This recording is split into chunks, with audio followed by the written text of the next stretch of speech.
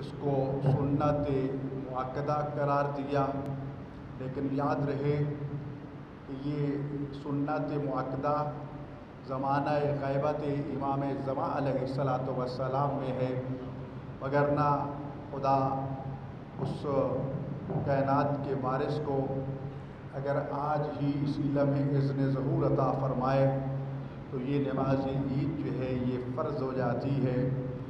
اور قربانی کی بھی دو قسمیں ہیں، ایک قربانی جو مکہ مکرمہ میں حج کرنے والے حاجی پر 10 ذی الحجہ کو میدان مینا میں رمی جمرات کے بعد، شیطانوں سے برات کے بعد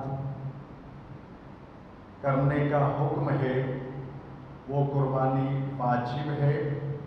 ہر حاجی کی طرف سے ایک جانور کا ذبح کرنا اس کے مناسک حج کا ایک منسک اور عمل ہے۔ اگر وہ قربانی نہیں کر سکتا، پیسہ نہیں ہے یا قربانی کا جانور نہیں مل رہا، تو قرآن کریم نے اسے حکم دیا ہے کہ وہ 3 روزے مکہ مکرمہ میں رکھے، حج کے دوران 7، 8 اور 9 ذی الحجہ، کیونکہ 10 ذی الحجہ اور 1 شوال کو روزہ رکھنا حرام ہے۔ یہ 3 روزے وہاں رکھے گا، باقی 7 روزے جب وہ حج سے واپس اپنے وطن پہنچ جائے گا تو اس قربانی کے بدلے میں وہ 7 روزے وطن میں آ کے رکھ کے وہ عشرہ کاملہ یعنی 10 روز مکمل کرے گا، تب اس کا یہ منسک۔ دیکھیے ہم لفظ مناسک حج استعمال کرتے ہیں، قرآن کریم میں لفظ منسک صرف قربانی کے لیے استعمال ہوا ہے۔ اس کا مطلب قربانی اتنی اہمیت کی حامل ہے کہ لفظ تو اس کے لیے استعمال ہوا ہے، لیکن بولا تمام ارکان حج پر جاتا ہے۔ تو لہٰذا یہ قربانی جو حقیقت میں ایک نبی خدا، خلیل خدا حضرت ابراہیم علیہ السلام جو جد الانبیاء کہلاتے ہیں، جو شیخ الانبیاء کہلاتے ہیں، جن کو ادیان سماوی کے تمام پیروکار یہود و نصارہ اور مسلمان اللہ کا نبی اور خلیل تسلیم کرتے ہیں، اور ان کے بیٹے ذبیح حضرت اسماعیل علیہ السلام کا آپس میں مکالمہ، باپ کا خواب دیکھنا کہ بیٹا میں نے خواب میں دیکھا ہے انی اذبحک کا، میں تمہیں ذبح کر رہا ہوں، اس سلسلے میں آپ کی رائے کیا ہے؟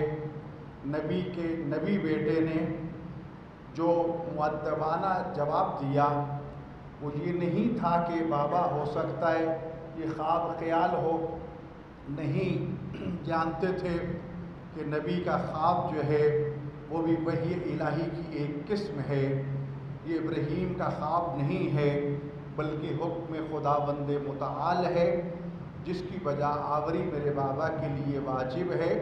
تو بلا خوف و خطر کہہ دیا، بابا جس طرح آپ کو امر ہوا ہے ویسا ہی کیجئے، انشاءاللہ ستجدنی من الصابرین، آپ مجھے صبر کرنے والوں میں سے پائیں گے۔ وہ عظیم بیٹا جو اللہ نے بڑھاپے میں عطا کیا تھا، وہ بیٹا جو کئی سالوں کے بعد مایوسیوں کی اصطلاح اگر ہم اپنے لیے استعمال کریں تو شاید یہ جائز ہوگا کہ 90 سال کی عمر ہو چکی ہے اور اولاد نہیں ہوئی، تو عام طور پر تو انسان مایوس ہو جاتا ہے، لیکن جب اللہ کے فرشتوں نے آ کے یہ خبر دی کہ آپ کے ہاں بیٹا ہونے کی بشارت ہے، تو ان کی زوجہ نے سر پیٹ لیا کہ میں 5 ہو چکی ہوں، حکیم ہو چکی ہوں، اس وقت میرے لیے اور بیٹا؟ تو فرمایا خداوند متعال اپنی قدرت، اپنا امر جس طرح چاہے وہ دکھاتا ہے، لہذا اللہ تمہیں بیٹا عطا کرے گا۔ عراق کے رہنے والے ہیں حضرت ابراہیم علیہ السلام، اسماعیل پیدا ہوتے ہیں، حکم ہوتا ہے سرزمین حجاز پہ چلے جاؤ، مکہ مکرمہ میں پہنچتے ہیں، بے آب و گیاہ وادی جہاں پر اللہ تعالیٰ نے اپنے سب سے پہلا گھر خانہ کعبہ خیمے کی صورت میں اتار رکھا تھا، اور طوفان نوح کے بعد وہ خیمہ اٹھا لیا گیا تھا اور اس کی صرف بنیادیں باقی تھیں۔ وہاں پر اس بے آب و گیا وادی میں اس نبی کو حکم ہوا کہ اپنے بال بچوں کو، اپنی ذریت کو لے کے پہنچ جاؤ، اور جب وہاں وہ پہنچ گئے تو پھر امر الہی ہوا کہ میرا خلیل اپنے اس شیرخوار بچے اور اس بیوی کو اس بے آب و گیا وادی میں چھوڑ کر تم کنعان چلے جاؤ۔ نبی نے حکم الہی کے سامنے یہ نہیں کہا کہ میرے اللہ میری یہ اولاد، میری یہ بیوی اس جنگل اس صحرا میں، یہ ضرور کہہ دیا کہ پروردگار یہ میری ذریت بواد غیر ذی زرع، میں بے آب و گیا وادی میں تیرے بھروسے پر چھوڑ کے جا رہا ہوں۔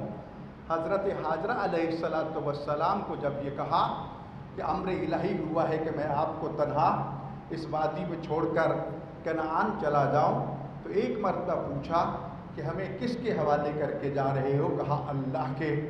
تو کہا بس اب فکر کی کوئی بات نہیں، آپ جائیں، تسلی سے جائیں، اس لیے کہ جس خدا کے تو نے ہمیں حوالے کیا ہے وہ کسی کو یکا و تنہا اور لا بارس نہیں چھوڑتا۔ 1 ماہ کا زیادہ سے زیادہ راشن ہوگا، پانی ختم ہو گیا۔ پانی کی تلاش میں حضرت حاجرہ صفا و مروہ کے درمیان کوشش کرتی ہیں، دوڑتی ہیں، صحیح کرتی ہیں۔ اللہ کو وہ صحیح اتنی پسند آتی ہے کہ اس کے بدلے میں اسماعیل جو پیاس سے ایڑیاں رگڑ رہے تھے، وہاں سے دنیا کا وہ زمزم کا چشمہ پھوٹ نکلا، جسے سال بھر دنیا پیتی ہے، ساتھ لے کے جاتی ہے، لیکن کبھی ختم نہیں ہوتا، جس میں شفا ہے، جس میں بھوکوں کی بھوک ختم ہوتی ہے، جس کے پینے سے پیاسوں کی پیاس ختم ہوتی ہے۔ وہ اللہ کی نعمت جو آج تک اسماعیل کی ایڑیوں کے رگڑنے کا صدقہ ساری دنیا کو دعوت فکر دیتا ہے، چشمہ جاری ہوتا ہے۔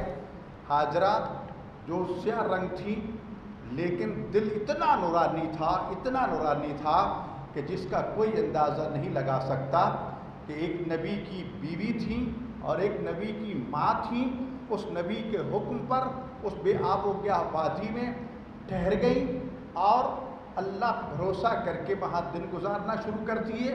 جب یہ چشمہ پھوٹا تو وہاں سے ایک قافلہ گزرا، شرفاء کا قافلہ تھا، ایک تنہا بیوی کو دیکھ کر پشت کر کے کھڑے ہو گئے، اجازت مانگی، کیونکہ پرندے اتر رہے تھے۔ پرندوں کو اترنا اس بات کی دلیل تھی کہ یہاں پانی موجود ہے۔ اجازت مانگی، اجازت دے دی، اس طرح آبادی بننا شروع ہوئی۔ حضرت ابراہیم و اسماعیل جب اسماعیل جوان ہوئے تو کعبہ کی بنیادیں چنی گئی، کعبہ تعمیر ہوا، جس پتھر پر کھڑے ہو کر اس کی دیواروں کو بلند کیا گیا تھا وہ بھی جنت کا پتھر تھا۔ جیسے جیسے دیواریں بلند ہوتی تھیں ویسے ویسے پتھر بلند ہوتا جا رہا تھا۔ اللہ نے مزدوری یہ دی کہ جب تک کعبہ کا طواف جاری رہے گا، طواف کرنے والا جب تک اس آپ کے نقش پا پہ 2 رکعت نماز نہیں پڑھے گا، اس کا طواف قبول نہیں ہوگا، اس کا حج قبول نہیں ہوگا۔ یہ تو ابراہیم علیہ السلام کو مزدوری ملی، اور اسماعیل و حاجرہ کو جو اجر عطا کیا وہ پرنالے کے نیچے، مزاب رحمت کے نیچے، حتیم اور مقام اسماعیل کے اندر دفن کی جگہ ملی۔ گویا کہ یہ دونوں ماں بیٹا خانہ کعبہ کے اندر اس کی حدود میں دفن ہیں، جس کا پوری دنیا طواف کرتی ہے۔ یہ ابتلا ابراہیم پہلے امتحان ہو چکے تھے، اب یہ ایک اور امتحان تھا قربانی کے حوالے سے۔ بیٹے کو بتایا، بیوی سے کہا کہ اس کو بناؤ، سنگار کرو، اچھا لباس پہناؤ، کنگھی کرو، کیونکہ میں اپنے دوست سے اسے ملانے کے لیے جا رہا ہوں۔ یہ نہیں بتایا کہ ماں کا دل ہے، نازک ہے۔ بیٹے نے کہہ دیا کہ بابا ایک پٹی بھی ساتھ لے لو، رسی بھی لے لو، پٹی آنکھوں میں باندھ لینا، کہیں مجھے ذبح کرتے وقت شفقت پدری مانے نہ ہو۔ بیٹے کو لے کے مینا کے میدان میں آ گئے، حکم الہی پر لبیک کہتے ہوئے بیٹے کو لٹا دیا، اپنی آنکھوں پر پٹی باندھ لی، گلے پہ چھری رکھتی۔ جب چھری رکھتی تو اس وقت ہاتف غیب میں آواز گونجی کہ ہے کوئی پورے عالم ارواح میں، اس کائنات میں، میری مخلوقات میں، جو آج میرے اسماعیل کا فدیہ بن کے اس کو بچا لے، تو پوری کائنات میں جو آواز جواب میں گونجی وہ حسین ابن علی کی آواز تھی کہ پروردگار اسماعیل کی جگہ پہ میں اپنی قربانی دینے کو تیار ہوں۔ اس لیے خدا نے اسماعیل کی جگہ جنت سے دمبا بھیجا، ذبح ہو گیا۔ ابراہیم پریشان ہوئے کہ میری قربانی قبول نہیں ہوئی، جواب دیا وَفَدَيْنَاهُ بِذِبْحٍ عَظِيمٍ، ہم نے اس کو فدیہ عظیم میں تبدیل کر دیا ہے۔ میرے بھائیوں، وہ ایک جانور جو ذبح ہوا تھا، اس یاد اسماعیل کو زندہ رکھنے کے لیے تا قیام قیامت ہر سال لاکھوں کروڑوں جانور ذبح ہو جاتے ہیں۔ خالی پاکستان میں اس سال کا جو اسٹیمیٹ ہے تقریباً 67 سے 70 لاکھ جانور جو ہے وہ ذبح ہوگا۔ خود لاہور میں باقی شہروں کے علاوہ اتنی تعداد میں جو جانور ذبح ہوتے ہیں، خود اندازہ لگائیے کہ وہ قربانی کتنی عظیم قربانی ہوگی جو اس حسین کی صورت میں اس کا فدیہ عظیم بنی ہوگی۔ اگر اس فدیہ عظیم کے لیے اگر سب کچھ قربان کر دیا جائے تب بھی قربانی حسین، قربانی علی اکبر، قربانی علی اصغر، قاسم، عباس، ان کی قربانی کا کبھی ذرا فرق بدل تو بہت دور کی بات ہے، ان کا معمولی سا بدل بھی واقعہ نہیں ہو سکتا۔ اگر ابراہیم میں اور اسماعیل کی قربانی کی یاد میں لاکھوں کروڑوں جانور ذبح کر دیے جاتے ہیں، تو اگر حسین ابن علی کی یاد میں جو اس کا فدیہ عظیم بنی، اس کے لیے صف عذاب بچھا کے اگر ہم خرچ کرتے ہیں تو لوگوں کو تکلیف ہوتی ہے۔ میرے بھائیوں، ہمیں اس وقت کئی ایک مسائل کا سامنا ہے۔ سب سے پہلے تو دعا کیجئے کہ مالک کائنات وطن عزیز کو داخلی اور خارجی فتنوں سے محفوظ فرمائے، وطن عزیز کو استحکام عطا فرمائے، اس کی نظریاتی اور جغرافیائی سرحدوں کی حفاظت فرمائے۔ وہ نوجوان، وہ جان نثار جو دن رات اس وطن کی حفاظت کے لیے اپنی جانیں تلی پہ رکھ کے مختلف محاذوں پر برسر پیکار ہیں، اللہ تعالیٰ ان کو سلامت رکھے، طول عمر عطا فرمائے، اور اگر ان میں سے کوئی منزل شہادت پہ فائز ہو جاتا ہے تو مالک کائنات سے شہدائے کربلا کے ساتھ معشور فرمائے۔ اس وقت وطن عزیز انتہائی گمبھیر حالات سے گزر رہا ہے، کہیں کوئی فتنہ سر اٹھا رہا ہے، کہیں کوئی فتنہ سر اٹھا رہا ہے۔ ایک طرف صدیقہ کبریٰ فی العالمین جناب زہرا سلام اللہ علیہا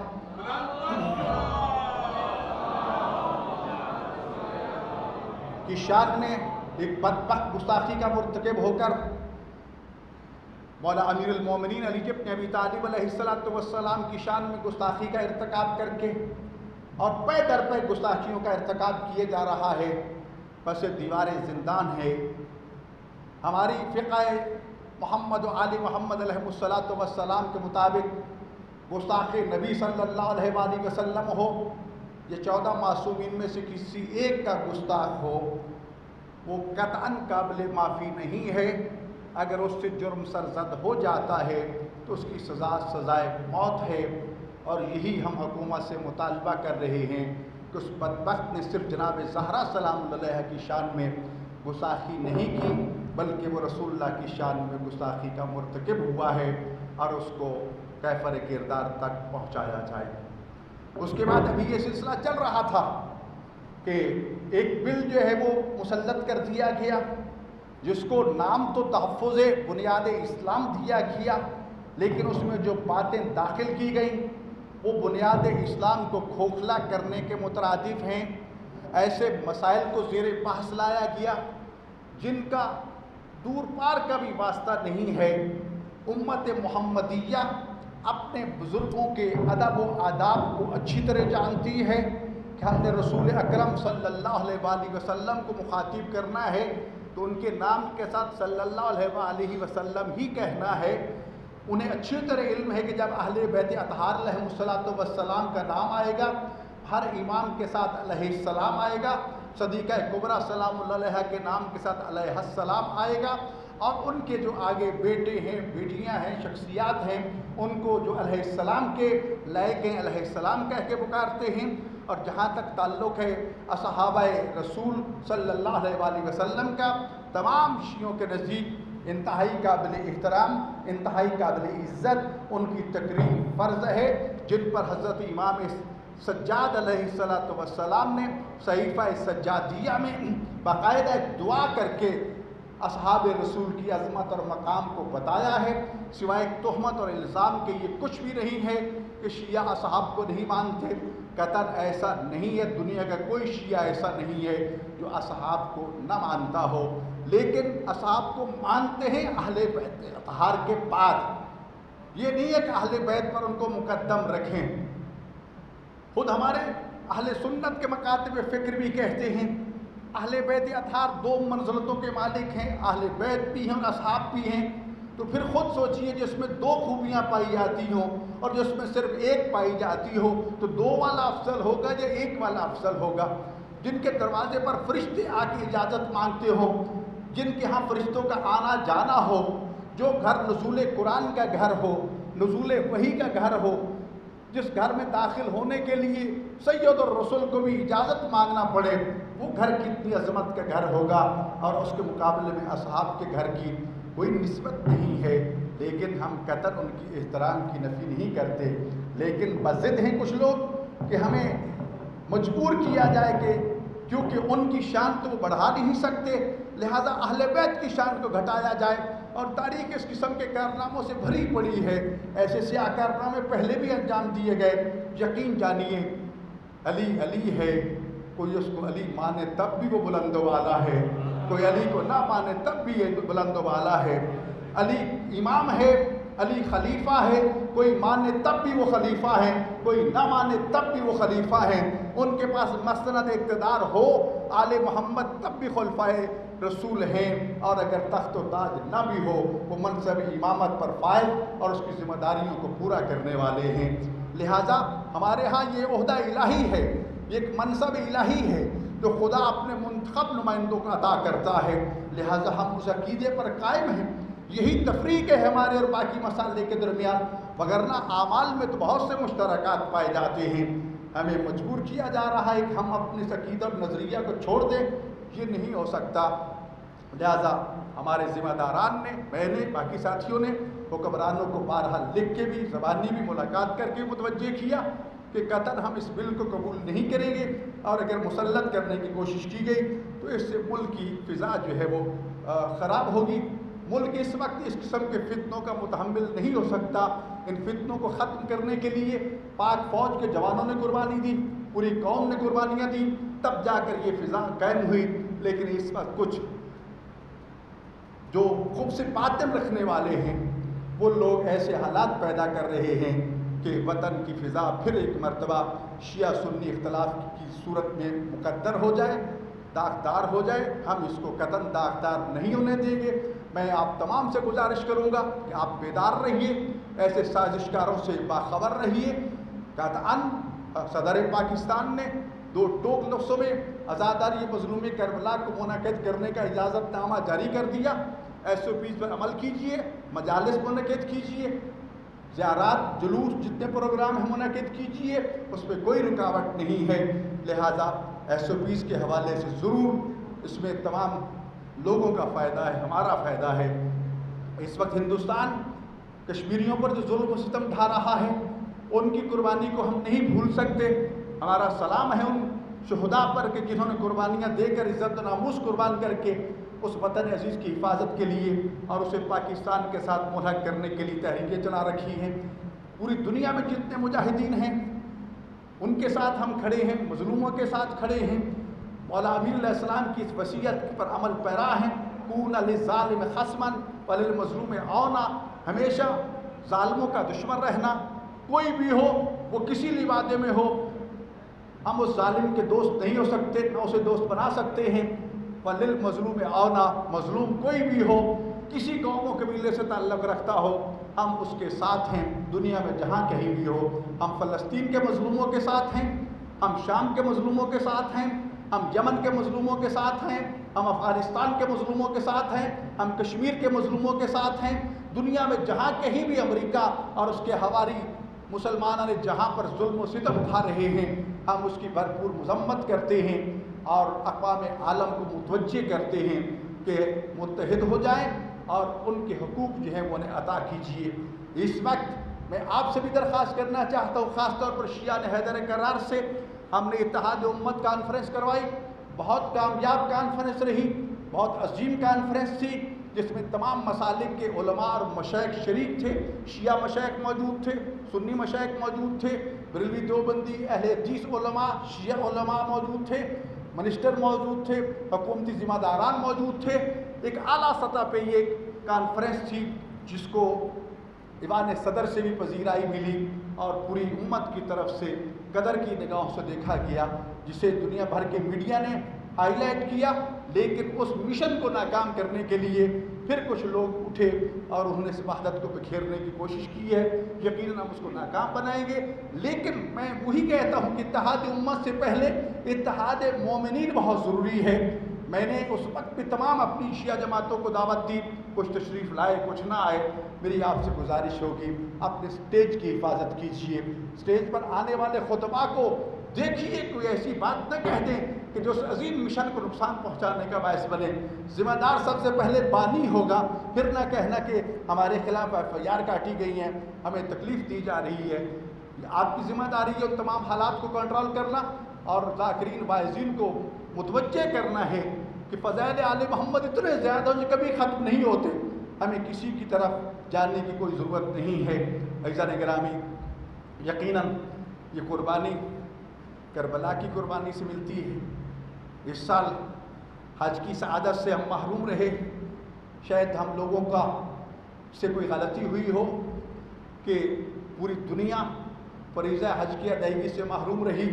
وہ 1000 خوش نصیب جنہیں وہاں حاضری کا شرف حاصل ہوا، باب اللہ خانہ کعبہ کا گھر، جو اللہ کا گھر ہے خانہ کعبہ، اس کا دروازہ کھلا، رسول رحمت صلی اللہ علیہ وسلم کا دروازہ بہرحال امت کے لیے کھلا ہے، لیکن دعا کیجیے کہ اللہ تعالیٰ اس وبا کو جلد از جلد ختم فرمائے اور ہم اسی طرح آزادی کے ساتھ حج و زیارات کا شرف بھی حاصل کریں، عزاداری بھی منعقد کریں، مجالس اور جلوس بھی اسی طرح عزاداری کو منعقد کریں۔ بہرحال ایک لمحہ فکریہ ہے کہ اس وقت بہرحال پھر بھی وہ خوش نصیب ہیں 1000 حجاج جنہیں وہاں پر لبیک اللہم لبیک لبیک لا شریک لک لبیک ان الحمد والنعمت لک والملک لا شریک لک لبیک کی صدائیں بلند کرنے کی سعادت حاصل ہوئی۔ عزیزان گرامی، پھر وہی عرض کروں گا کہ اس وقت تقریب کار ملک میں داخل ہو چکے ہیں، مختلف عبادوں میں ہیں، ان پہ نظر رکھیے، داخلی دشمنوں کو پہچانیے، خارجی دشمنوں کو پہچانیے۔ منافقین بدترین دشمن ہے جس کو خدا نے تمہارا بدترین دشمن قرار دیا ہے، اور عزاداری کے لیے عشرہ ابراہیمی آج تمام ہو رہا ہے اور عشرہ حسینی شروع ہونے کو ہے۔ یقیناً عزادار ابھی سے اپنی صفوں کو آراستہ کر رہے ہیں، اپنے آپ کو تیار کر رہے ہیں، جہاں ادارہ منہاج الحسین میں بھی انشاءاللہ گزشتہ سال کی طرح عشرہ محرم الحرام پوری شان شوکت سے منایا جائے گا۔ حضرت علامہ ابوالفام ہاشمی صاحب خطاب فرمائیں گے ٹھیک 8:30 بجے، بندہ ناچیز انشاء گزارشات پیش کیا کرے گا، اس طرح صبح خواتین کا عشرہ بھی ہوگا، جلوس و عزاداری جو وہ بھرپور ہوگی، تو لہٰذا ان امور کی طرف توجہ رکھیے، دشمنوں پہ نظر رکھیے، سیکورٹی کے حوالے سے توجہ دیجیے، اور پھر خاص طور پر اس کرونا وائرس کا مقابلہ کرنے کے لیے خدا کا شکر ہے اچھی خبریں آ رہی ہیں، خدا کرے کہ یہ جلد ختم ہو اور ہم آزادی کے ساتھ یہ عبادات بجا لا سکیں۔ میری آپ سے یہی گزارش ہے، قربانی کا جانور ذبح کیجئے، دعا کیجئے کہ اللہ تمہاری قربانی کو قبول فرما لے۔ اللہ گوشت کا محتاج نہیں ہے، اللہ ہم سے خون نہیں مانگتا، اللہ ہم سے ہڈیاں نہیں مانگتا، وہ تو ہماری نیت کو دیکھنا چاہتا ہے کہ ہم نے دکھاوے کے لیے قربانی کی ہے یا اللہ کی رضا کو حاصل کرنے کے لیے۔ قربتاً للہ قربانی کیجئے اور یہ دعا کیجئے کہ اللہ تمہاری قربانی کو قبول فرما لے، وگرنہ وہ ہمارے ان جانوروں کا محتاج نہیں ہے۔ اور جہاں حضرت ابراہیم و اسماعیل کی یاد کو منائیں، وہاں پر حسین ابن علی جو فدیہ عظیم قرار پائی تھی، اس کی قربانی کو بھی کبھی فراموش نہ کریں، اس لیے کہ وہ محسن انسانیت ہے۔ اپنے اداروں کو یاد رکھیے، اپنے مراکز علمیہ کو یاد رکھیے، علماء سے وابستہ رہیے۔ دشمن تمہیں مختلف چمکیلے نعروں کے ساتھ علماء اور مراجع اور مجتہدین سے دور کرنا چاہتا ہے، مراکز علمیہ سے دور کر کے تمہیں تباہ و برباد کرنا چاہتا ہے۔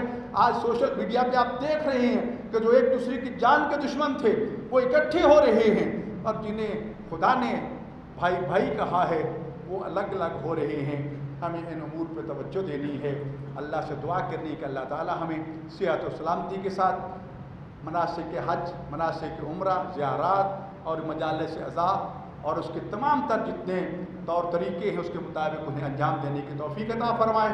حجت ابن الحسن العسکری امام زمان کے ظہور میں تعجیل فرمائے۔ مالک کائنات جتنے حاضرین کے حوائج شریعہ کو پورا فرما، مرحومین کے درجات کو بلند فرما، وطن عزیز کو استحکام عطا فرما۔ پروردگار تجھے واسطہ اپنی ذل جلالت کا ہم سب کے حوائج شریعہ کو پورا فرما۔ صدیقہ کبریٰ فی العالمین مخدومہ کائنات جناب زہرا سلام اللہ کے گستاخوں کیفر کردار تک پہنچا اور ہمیں اس مخدومہ کی شفاعت نصیب فرما۔